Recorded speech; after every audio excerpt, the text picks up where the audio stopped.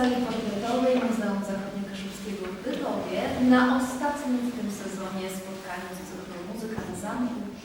Dzisiejszy wieczór jest szczególny, ponieważ uświetni go koncert lektorski.